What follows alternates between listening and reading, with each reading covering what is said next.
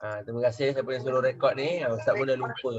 Alright, jom kita tengok satu video. Okay, Ustaz harap video ni boleh bantu kamu faham dengan lebih baik lah tentang pengenalan Rasam Uthmani ni. Kita tengok sama-sama. Bismillah.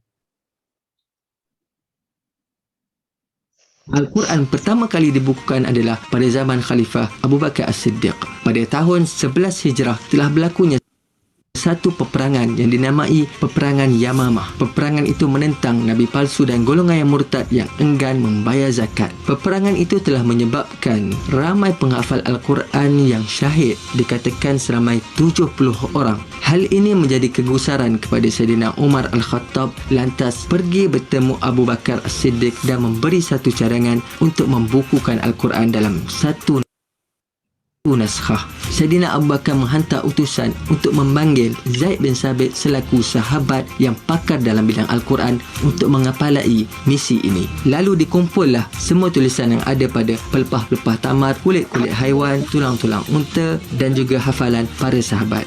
Dan hendaklah mendatangkan dua orang saksi yang menyaksikan bahawa tulisan tersebut pernah ditulis pada zaman Rasulullah sallallahu alaihi wasallam. Zaid bin Sabit menulis semula dengan penuh teliti dan menyelesaikan tugasan ini dengan jayanya.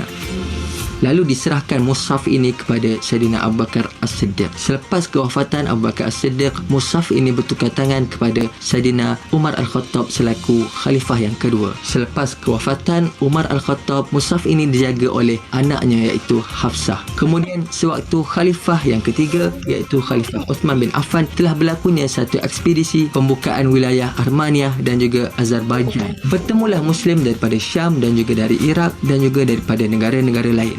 Beliau melihat perselisihan di kalangan Muslim tentang cara membaca Al-Quran kerana disebabkan logat Arab masing-masing, sehingga kan hampir-hampir bergaduh. Untuk pengetahuan korang, Al-Quran dahulunya diturunkan dengan 7 logat Arab yang berbeza kerana ingin memudahkan untuk mereka membaca Al-Quran. Kemudian Huzaifah mengadu kepada Uthman bin Affan agar diselamatkan umat ini daripada berselisih tentang Al-Quran. Uthman mengarahkan untuk mengambil mushaf yang ada pada tangan Hafsah dan dibentuk satu panitia Al-Quran yang disertai oleh sahabat-sahabat yang pakar dalam bidang Al-Quran seperti Zaid bin Thabit, Abdullah bin Zubair, Abdul Rahman bin Haris, Sa'id bin Al-As untuk mengepalai penulisan semula Al-Quran dengan satu logat sahaja, iaitu logat Quraisy. Selepas itu diperintahkan mushaf selain 7 ini untuk dihapuskan dengan cara membakarnya. 7 salinan tadi, satunya disimpan oleh Saidina Uthman di Madinah dan 6 lagi dihantar kepada negara-negara Islam yang lain seperti Bahrain, Yaman, Kufah,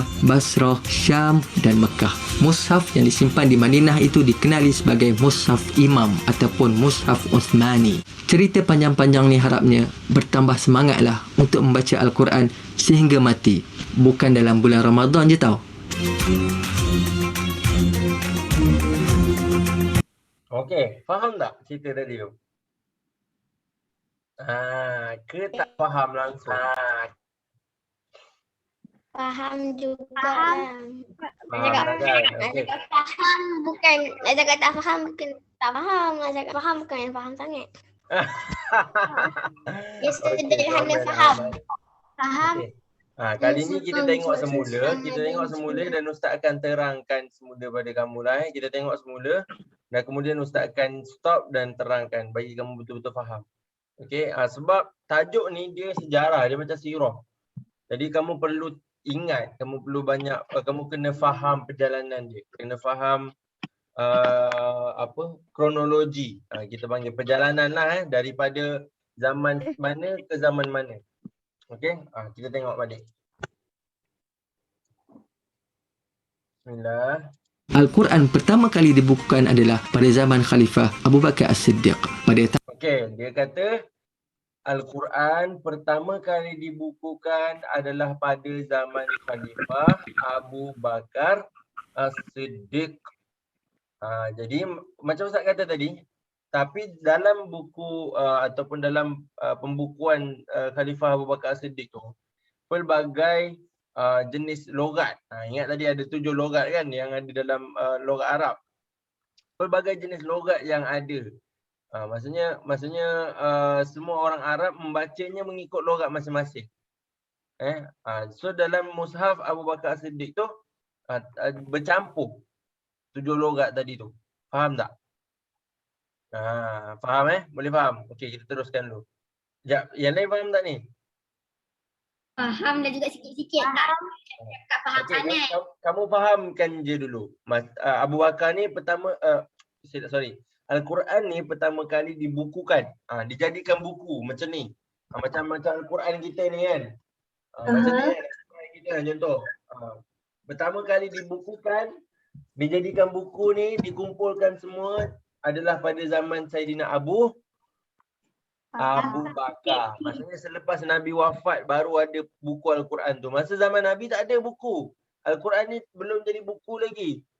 Al-Quran ni cuma helaian-helaian je yang ditulis dekat pelepah, dekat kulit binatang, dekat batu, dekat macam-macam tempat lain lah. So tak ada, belum dibukukan, dikumpulkan jadi satu buku tak ada masa zaman Nabi. Zaman Abu Bakar, bila ada perang ni, perang Yamamah ni kan, yang ramai, bila ramai penghafal Al-Quran dah wafat, dah mati, syahid, barulah Abu Bakar bercadang untuk Sayyidina Umar Al-Khattab yang cadangkan pada Nabi, pada Abu Bakar untuk kumpulkan semua Al-Quran ni jadikan satu buku. Sebab penghafal Al-Quran ramai dah mati, ramai dah mati syahid dalam perang Yamamah tu. Kita tengok balik. Jom.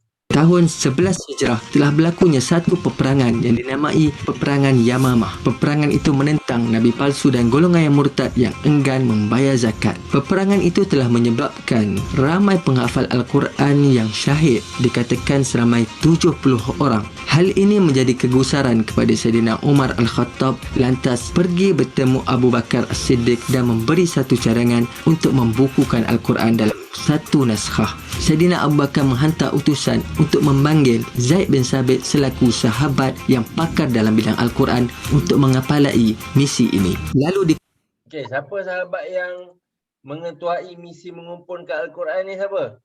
Namanya Zaid bin Sabit. Zaid bin Sabit. Zaid bin Sabit ni antara orang yang hafal dan menulis Al-Quran lah. Dia pandai baca Al-Quran dan dia juga hafal Al-Quran dan dia juga pandai menulis Al-Quran. So dia ni diketuai. Dia ni dilantik oleh Abu Bakar untuk mengetuai misi mengumpulkan Al-Quran dan menulis Al-Quran ni dalam bukan menulis lah, dia mengumpulkan Al-Quran. Dia tak menulis, dia kumpulkan Al-Quran sahaja yang ditulis oleh sahabat-sahabat masa zaman Nabi Muhammad SAW dulu. Okey, faham So yang mula mengarahkan untuk kumpulkan Al-Quran ni siapa? Abu Bakar. Yes, Abu Bakar. Kenapa? Arisa, Aufa, kenapa Abu Bakar mula suruh kumpulkan Al-Quran? Apa jadi? Nak bagi baca. Sebab apa? Nak bagi kita baca. Nak bagi kita baca. Bukan. Maksud Ustaz, kenapa Abu Bakar ni mula kumpulkan Al-Quran?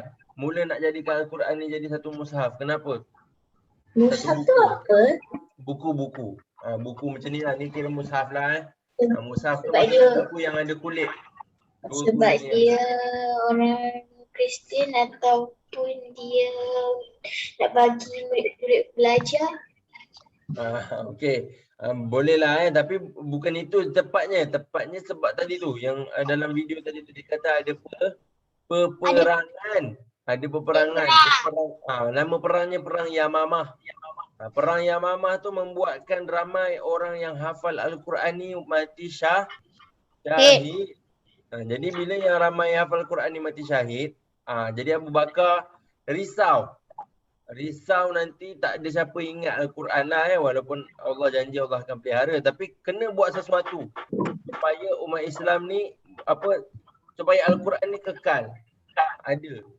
Jadi apa Abu Bakar buat? Abu Bakar lantik Zaid bin Sabit. mengetuai misi mengumpul Al-Quran. Itu dia. Okey, sekali lagi Ustaz tanya Aufa, kenapa Sayyidina Abu Bakar mula mengumpul Al-Quran ni? Kenapa Aufa? Sebab ada semua orang peperangan. Ya, ada peperangan.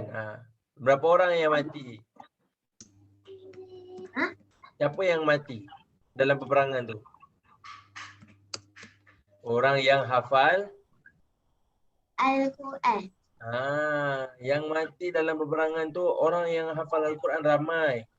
Jadi risau kalau ramai orang yang hafal Al-Quran dah tak ada siapa yang boleh mengajarkan Al-Quran. Tak ada siapa yang boleh menyampaikan Al-Quran pada orang lain. Itu sebab Sayyidina Abu Bakar membuat mengarahkan untuk mengumpul Al-Quran tu. Sebenarnya dicadangkan oleh siapa? Dicadangkan oleh Sayyidina Umar. Asalnya Sayyidina Abu Bakar tak setuju sebab Sayyidina Abu Bakar kata ini benda ni tak wujud masa zaman Nabi. Nabi tak suruh kita kumpul. Tapi Sayyidina Umar rasa benda ni untuk kebaikan umat Islam. Jadi Sayyidina Abu Bakar pun terima dengan hati terbuka dan mula mengumpulkan Al-Quran. Dan diarahkan siapa? Zaid bin Sabit. Okey, terus. Dikumpullah semua tulisan yang ada pada pelepah-pelepah tamar, kulit-kulit haiwan, tulang-tulang unta dan juga hafalan para sahabat. Dan hendaklah mendatang Okey, tadi Ustaz kata, kumpul Al-Quran Sayyidina Abu Bakar tu dikumpulkan melalui macam-macam benda. Ada yang ditulis daripada tulang unta, kulit haiwan, pelepah tamar dan sebagainya. Jadi dia bukanlah dalam bentuk kertas macam kita sekarang kan. Tulisan-tulisan semua tulis dekat kertas kan. Dulu tak. Kulit haiwan ada, pelepah tamar ada, macam-macam. Jadi sahabat ni dikumpulkan daripada macam-macam sumber tulisan ni dan kemudian diletakkan dalam satu ditulis semula dalam satu mushaf, dalam satu kertas. Jadilah satu buku lah kiranya. Sebab takkan nak kumpulkan dalam tulang unta tu macam mana nak kumpul kan? Ada kamu buat buku letak tulang unta kat sini? Tak boleh kan? Tak boleh. Kan? Mana boleh letak pelepah tamar kan? Ada buku letak pelepah tamar. Tak boleh. So ditulis semula dalam bentuk buku lah. Dalam bentuk dalam kertas. Okay. angkat dua orang saksi yang menyaksikan bahawa tulisan tersebut ditulis pada zaman Rasulullah. Macam Ustaz kata tadi juga. Dan tulisan-tulisan yang ada dekat kulit haiwan apa semua tu kena dipersetujui oleh dua orang saksi. Kena ada orang yang mempersetujui tulisan ni. Oh ni betul, Nabi ada sebut benda ni. Nabi ada sebut ayat ni. Okey, dah ada dua orang saksi, barulah diterima ayat tu. Barulah diterima tulisan tu. Kalau tak ada, maka tulisan tu tidak diterima. Faham? Faham. Okey, Hawa faham tak Hawa? Setakat ni. Boleh lah Ustaz. Kamu semua mesti tak minat sirah kan? Okey. So kamu faham dulu. Mula ditulis zaman Sayyidina Abu Bakar. Kenapa ditulis? Sebab ramai orang penghafal Al-Quran dah mati syahid dalam peperangan tu. Dalam peperangan Yamamah nak menentang golongan murtad. Okey, kemudian siapa yang mengumpulkan? Zaid bin Sabit. Sayyidina Abu Bakar mengarahkan Zaid bin Sabit untuk mengumpulkan tulisan Al-Quran ni. Okey, tulisan Al-Quran ni daripada mana? Maksudnya apa contoh-contoh tempat penulisan Al-Quran ni? Dekat contohnya kulit haiwan, tulang unta, apa lagi? Pelepah tamar dan sebagainya. Alright. So faham tu je dulu sekarang. Okey. Batrisha okey Batrisha setakat ni. Ke dah pening kepala dah Ustaz? I don't understand. I don't want to learn this thing lah. Okey dah sekarang. Mana tu? Batrisha macam mana? Okey ke tak? Okey.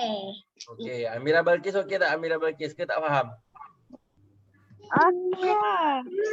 Okey. Alright. So kalau okey kita sambung. Boleh?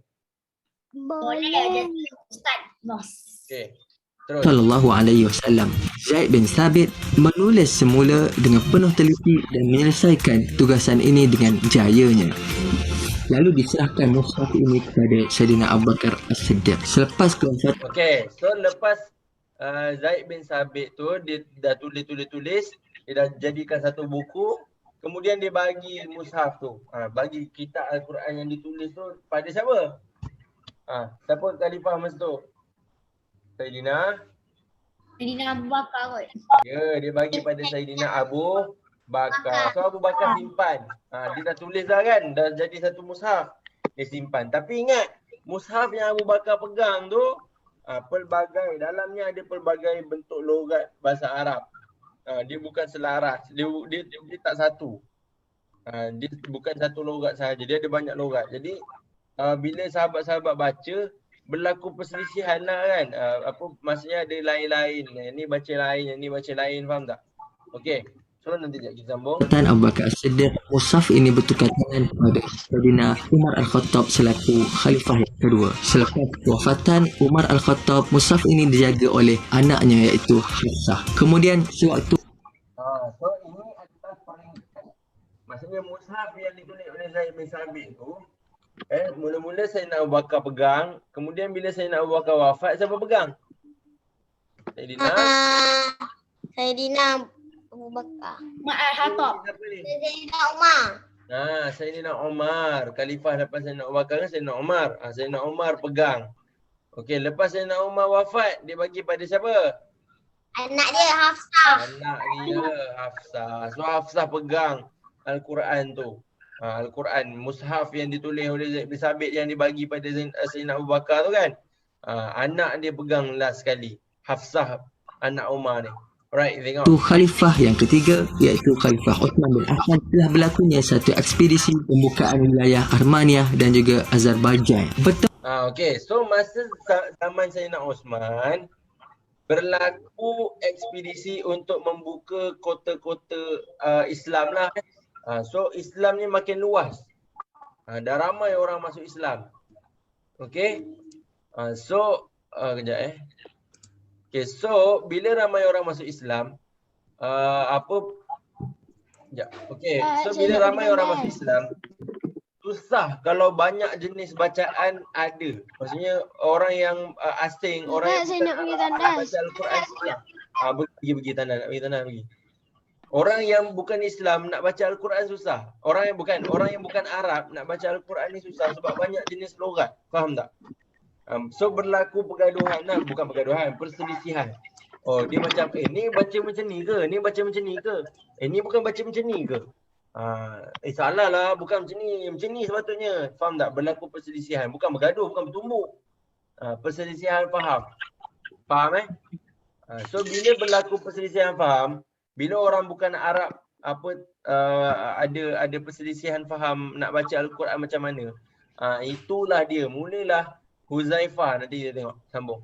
Muslim daripada Syam dan juga dari Iraq dan juga daripada negara-negara lain yang melihat perselisihan di kalangan Muslim tentang cara membaca Al-Quran kerana disebabkan logat Arab masing-masing sehingga kan hampir-hampir bergaduh. Untuk pengetahuan korang, Al-Quran dahulunya diturunkan dengan 7 logat Arab yang berbeza kerana ingin memudahkan untuk mereka membaca Al-Quran. Kemudian Huzaifah mengadu pada Uthman bin Affan agar diselamatkan umat ini daripada berselisih tentang Al-Quran. Huzaifah Yamani dia mengadu pada Sayyidina Uthman. Okey, contohlah Uthman. Saya rasa baiklah kita selaraskan Al-Quran ni dengan satu bahasa je. Jangan buat 7 bahasa. Jangan buat 7 logat, susah untuk orang-orang Islam kita ni nak baca. Nanti bergaduh. Sebab yang ni baca macam ni. Kaum ni baca macam ni. Sebab Arab ni ada 7 logat. So Al-Quran dulu ni diturunkan dalam 7 logat. Maksudnya Nabi sampaikan Al-Quran, orang Kelantan disampaikan bahasa Kelantan. Orang Perak disampaikan bahasa Perak. Contoh macam tu lah. So Arab Yaman dia bagi bacakan dalam bahasa Arab Yaman, logat Arab Yaman. Jumpa Arab Palestin contoh, dia bagi bahasa Arab Palestin. Jumpa Arab ni dia bagi baca Arab ni. So masing-masing baca Al-Quran dengan logat yang berbeza. Dengan bahasa Arab yang berbeza logatnya. Jadi Sayyidina Uthman, jadi berlaku pergaduhan, perselisihan tadi tu. So Huzaifah ni sahabat Nabi, Huzaifah Al-Yamani ni dia bagi tahu pada Sayyidina Uthman, boleh tak kita kumpulkan Al-Quran ni, kita jadikan satu bahasa, satu logat je. Dan logat apa yang dipilih? Logat Sayyidina Nabi kita, Nabi Muhammad SAW, iaitu logat yang paling fasih, yang paling sedap, yang paling fasih, yang paling cantik bunyinya, iaitu logat Arab Quraisy. Itu dia. Uthman mengarahkan untuk mengambil mushaf yang ada pada tangan Hafsah dan dibentuk satu panitia Al-Quran yang disertai oleh sahabat-sahabat yang pakar dalam bidang Al-Quran seperti Zaid bin Thabit, Abdullah bin Zubair, Abdul Rahman bin Haris, Sa'id bin Al-As untuk mengepalai penulisan semula Al-Quran dengan satu logat sahaja, iaitu logat Quraisy. Selepas itu diperintahkan mushaf selain 7 ini untuk dihapuskan dengan cara membakarnya. 7 salinan tadi, satunya disimpan oleh Saidina Uthman di Madinah dan 6 lagi dihantar kepada negara-negara Islam yang lain seperti Bahrain, Yaman, Kufah, Basrah, Syam dan Mekah.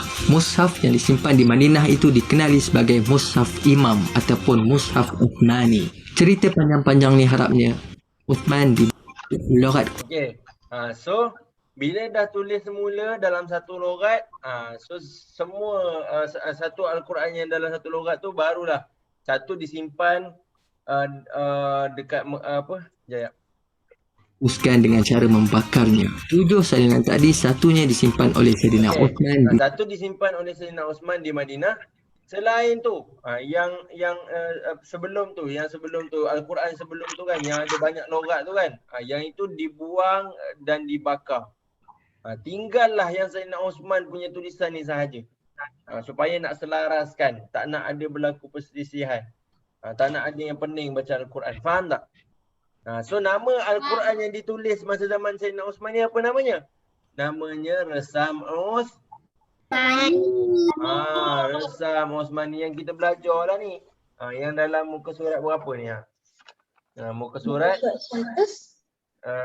muka surat 36 ni. Inilah dia pengenalan Resam Uthmani. Resam Uthmani tu apa? Resam Uthmani tu adalah penulisan Al-Quran. Kaedah penulisan Al-Quran yang ada, yang mula dibentuk pada zaman Sayyidina Uthman. Itulah sebab namanya Uthmani. Sebab Sayyidina Uthman yang mula membuat tulisan mula mengumpulkan penulisan Al-Quran yang baru ni. Alright? Faham tak setakat ni? Faham tak sejarah kenapa Resam Uthmani ni apa? Okey. So dah faham yang tu, kita boleh terus pergi pada kuis. Ustaz akan bagi kamu kuis untuk kita sama-sama jawab lah. Tak nak kamu jawab seorang, takut nanti ada yang tak faham. So kita cuba jawab sekali. Okay, kamu jawab, kamu tanya Ustaz. Kalau tak faham, tanya Ustaz terus. So kita bukanlah jawab tanpa kefahaman, tapi kita jawab dengan kefahaman. Okay, kejap Ustaz hantar. Kuis ni kamu pernah jawab sebelum ni. Tapi Ustaz bagi je lagi supaya kita ingat balik. Hari tu Ustaz bagi kuis ni banyak gila kamu salah. Okay, masuk cepat. Jom kita bincang soalan.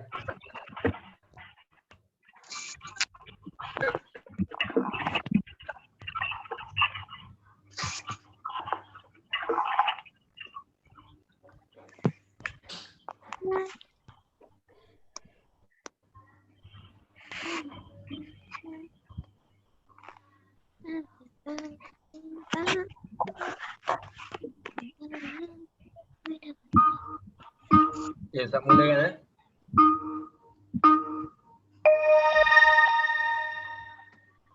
Okay, ada soalan apa-apa terus tanya Ustaz.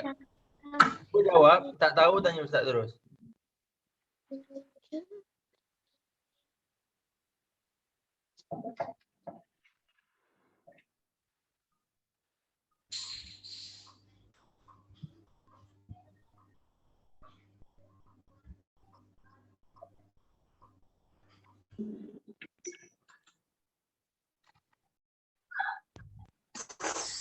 Tengok, dah ada salah dah ni. Tulisan asal Al-Quran Al-Karim ditulis oleh para sahabat di hadapan Rasulullah, jawapannya. Tulisan Al-Quran ni mula ditulis di hadapan Rasulullah. Rasulullah yang suruh sahabat tulis. Okey, zaman siapa yang menulis Al-Quran menggunakan Al-Khat Al-Hijazi? Zaman siapa?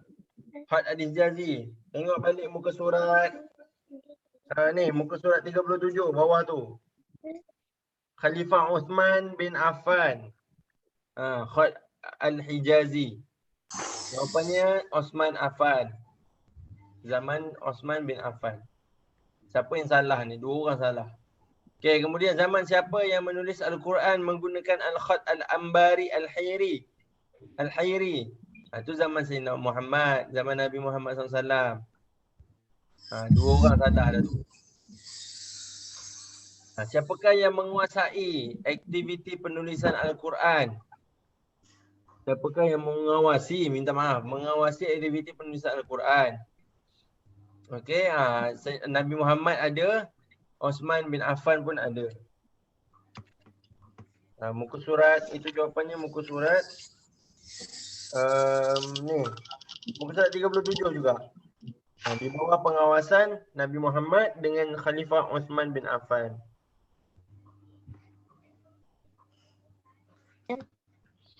Ni pun salah ni. Resam adalah mengenai pembentukan apa? Pembentukan perkataan. Tolong jangan salah tu. Resam adalah mengenai pembentukan perkataan.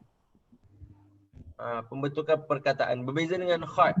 Khat ni pembentukan huruf. Resam mengenai pembentukan perkataan, bukan huruf. Ustaz, Ya saya. muka surat pula dah. Yang nombor 4 tu. Apa soalannya? Sebut-sebut. Berlaku Soalan perselisihan. nombor, siapakah yang mengawasi? Dua orang kan jawapan dia. Ada dua jawapan kan. Satu Nabi Muhammad, satu lagi Sayyidina Osman. Ada dua orang yang mengawasi penulisan Al-Quran ni. Satu Sayyidina Muhammad, Nabi Muhammad kita, kemudian Sayyidina Osman. Okey, mana-mana soalan tanya, tak tahu tanya, jangan terus jawab. Ustaz nak tolong dulu. Kita nak kena bincang. Ni banyak salah ni. Khat adalah berhubung dengan pembentukan huruf. 4 orang salah. Khat pembentukan huruf, ingat khat pembentukan huruf, resam pembentukan perkataan. Dan kaedah penulisan tu resam.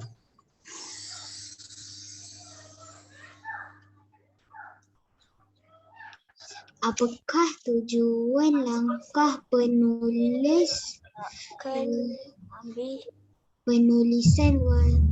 resam? Ustaz, Ya. yang hasil soalan nombor 11. Hasil galakkan Nabi seramai berapa orang penduduk menulis? Hasil galakan. Ya, Ustaz cari ya. Tak ada pun hasil galakan ni. Hasil galakan Nabi seramai pandai menulis. Sekejap. Ini dekat muka surat ni. Muka surat 37. 40 orang. 40. Ingat, seramai 40 orang pandai menulis. Sebab Nabi yang suruh sahabat ni belajar menulis. Resam adalah mengenai pembentukan. Adalah berhubung dengan pembentukan huruf. Kalau khat huruf, ingat khat huruf. Kalau resam perkataan. Zaman siapa yang menulis Al-Quran menggunakan Al-Khat Al-Hijazi ni soalan yang senang. Kenapa ramai salah? Ni zaman Sayyidina Osman bin Affan. 8 orang salah ni. Ya Allah. Zaman siapa menulis Al-Quran menggunakan Al-Khat Hijazi. Agama Islam tidak berkenan Sayyidina Osman tu jawapannya. Al-Khat Al-Hijazi. Zaman Osman bin Affan. membawa balik harta yang banyak balik ke Madinah, menawan orang kafir, menghantar, mengajar, membaca di kota baru, mengutip cukai dari ni. Apa tu jawapannya? Ni 8 orang salah ni. Berdasarkan kenyataan di atas, apakah tindakan Rasulullah SAW? Agama Islam telah berkembang luas dan banyak kota-kota telah dibuka. Apa tindakan Rasulullah SAW? Menghantar sahabat. Ya, menghantar sahabat. Nabi menghantar sahabat untuk mengajarkan Al-Quran. Ustaz, yang tulisan asal Al-Quran Al-Karim yang ditulis oleh para sahabat di hadapan. Di hadapan Rasulullah. Tulisan asal Al-Quran ni ditulis di hadapan siapa? Di hadapan Rasulullah SAW. Nabi Rasam bacakan, sahabat Osmani tulis. adalah satu bentuk. Mencipta nama, menyatukan umat Islam. Ustaz, yang soalan nombor 9 tu. Saya dapat nombor 2. Apa soalannya? Saya dapat nombor 2. Ya, bagus. Soalan dia, Rasam Osmani adalah satu bentuk apa-apa yang mempunyai beberapa kaedah. Soalan nombor 9, saya tak Ya, Ustaz faham. tengah cari. Okey, bentuk penulisan. Bentuk penulisan lah yang mempunyai beberapa kaedah. Nampak. Jawapannya penulisan. Tenang je kamu semua. Siapa yang wait. Siapakah Ya, penulis Ustaz, saya dapat nombor 2. Wahyu? Bagus. Batrisha. Ui, banyak salah ni. Ya Allah, ya Tuhan kami. Okey, memandangkan banyak sangat salah. Ustaz. Nak tengok. Ni, saya share kat kamu. Saya share kat kamu betapa banyaknya salah. Asal Kamu punya Al-Quran Al-Karim yang ni dia. ditulis oleh para sahabat di hadapan Alamak Ustaz, Hawa dah potong. saya dah Awak dah nombor potong. 4 Ustaz. Janganlah sedih. Dan twice. Okey. So berdasarkan leaderboard ni, kamu boleh nampak tak yang kamu semua mempunyai masalah nak memahami tajuk ni, betul tak? Betul. Siapakah yang Maksudnya tajuk ni diutuskan susah, Nabi betul tak? untuk Setuju tak kalau Ustaz kata tajuk ni adalah tajuk yang paling susah daripada semua tajuk yang lain? Betul. Saya Betul, sokong. So Sokong. maksudnya kamu Sokong semua 100%. kena banyak ulang kaji balik semula di rumah lah Okey. Ustaz, soalan Ya. nombor 13. Ustaz, kenapa Alfa ni dua? Apa-apa ada dua. Dia Perselisihan ulang balik tu tak tahu. Ada cara membaca Al-Quran di kalangan sahabat. Apakah cara untuk menyela? Uish, banyaknya yang salah banyak. Ya, Ustaz tengah cari soalan kamu ni. Soalan nombor 13. Okey, apakah cara untuk menyelesaikannya? Apa caranya? Langkah penulisan. Rasam Usmani. Itulah dia. Salah tekan pula. Allah. Kuang. Langkah penulisan Rasam. Kamu kena ingat penulisan Rasam Osmani ni tujuannya apa? Batrisha, kenapa dibuat Rasam Osmani ni? Ingat tak Ustaz kata tadi? Hawa, ingat tak? Kenapa adanya Rasam Osmani ni? Kenapa dibuat Rasam Osmani? Orang baca Al-Quran je kot.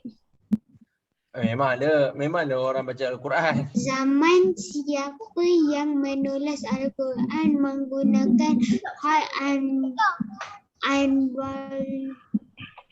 Ambari tu zaman Nabi Muhammad. Okey, dengar ni. Kenapa dibuat Rasam Osmani? Okey, ni dah habis masa Ustaz nak tutup dah. Kenapa dibuat Sekejap, Rasam sikit Osmani? lagi. Ingat, sebab berlaku Soalan. perselisihan antara sahabat. Banyak orang baca dengan cara baca yang berbeza-beza. Jadi Rasam Osmani ni dibuat untuk menyelaraskan bacaan Al-Quran. Macam Al-Quran yang kita ada sekarang ni, kita semua baca dengan bahasa yang sama, betul tak? Dengan tulisan yang sama, betul tak? Itulah tujuan dia Rasam Osmani ni. Sebab kalau tak ada Rasam Osmani ni, kita semua baca berbeza-beza. Nanti Ahmad baca Wadduha, Ustaz baca Wadduha. Kang Batrisha baca Wadduhi. Paduhi. Pula baca bacaannya. Itu sebab adanya resam Osmani ni supaya kita baca sama. Ustaz baca Wadduha, Ahmad baca Wadduha, Batrisha baca Wadduha. Faham tak? Buat duhi paling Itulah pelik. tujuannya tulisan resam Osmani. Jangan pening-pening. Okey. Jangan Berlaku pening mah. perselisihan sebab masa zaman Nabi dulu, Nabi ajar dalam logat yang berbeza-beza. Macam Ustaz kata tadi, orang Kelantan Nabi ajar bahasa Kelantan. Orang Perak Nabi ajar bahasa Perak. Orang Negeri Sembilan dia bahasa Negeri Sembilan. Orang Melaka. So, bila berbeza bahasa, logat, kita yang membacanya jadi pening. Nabi ni ajar logat Kelantan ke Perak, aku belajar logat Perak. Kenapa kau cakap bahasa Kelantan? So tu sebab datangnya Sayyidina Osman ni kumpulkan, letak satu logat sahaja, logat Quraisy. Satu logat sahaja. Contoh kalau logat KL lah, letak logat KL je. Tak payah nak logat Perak, logat Perak, logat Kelantan, Negeri Sembilan tak nak. Logat KL, selaraskan satu logat. Macam itulah Nabi selaraskan, bukan Nabi, Sayyidina Osman selaraskan guna satu logat sahaja, iaitu logat Quraisy. Kaum Nabi, keturunan Nabi, logat yang paling fasih sekali. Tak tahulah logat, kalau Malaysia ni nak umpamakan logat apa tak tahulah kan. Kita ambil logat Selangor lah kan. Logat Selangor kan logat paling fasih. Logat yang asal. Itu Kelantan kan. So itu dia. Itu cerita dia. Kenapa ada resam Osmani ni? Supaya tak berlaku perselisihan antara sahabat. Orang tak gaduh dah. Faham tak Putri? Faham tak kenapa resam Osmani ni dibuat? Itu pentingnya kamu kena faham tu. Yang paling penting tu kamu kena faham kenapa ada resam Osmani. Okey. Itu sahaja insya-Allah kelas kita jumpa lagi. Insya-Allah minggu depan kita nak masuk tajuk lain lah. Tajuk dah 2 minggu dah kita buat. Ustaz takut nanti kamu jadi bosan. Ustaz asyik tajuk ni. Tak bosan. Inilah tak Sebab bosan. susah. Okey, kita tengok leaderboard dulu. Kita tengok siapa nombor 1, 2, 3, 4, 5. Alright, 1 Ahmad Danish. Berikan tepukan untuk Ahmad, everyone. Bagus, Ahmad. Saya nombor 5. Ahmad faham betul ni. Alhamdulillah. Okey, kemudian Aufa. Bagus Aufa, berikan tepukan juga untuk Aufa. Oh, Ahmad betul semua Ustaz. Okey, kemudian Hawa dan Nisha. Bagus Hawa. Hampir lebih separuh. Betul tu kira bagus lah Alright, berikan tepukan untuk Hawa. Batrisha juga sama dan juga Zara Azalia. Very good. Okey, mungkin dengan bantuan Ustaz kamu boleh jawab dengan baik juga. Tapi tolong ingat jawapan yang Ustaz bagi tu sampai bila-bila. Nanti next quiz pun kalau ada soalan yang sama, kamu boleh ingat, oh ni jawapannya ni. Kamu tahu jawapannya apa. Okey, boleh faham semua? Alright. Itu sahaja insya-Allah setakat ni kita tutup kelas kita dengan tasbih kifarah dan suratul as. Kita jumpa lagi di majlis akan datang. Terima kasih semua. Assalamualaikum.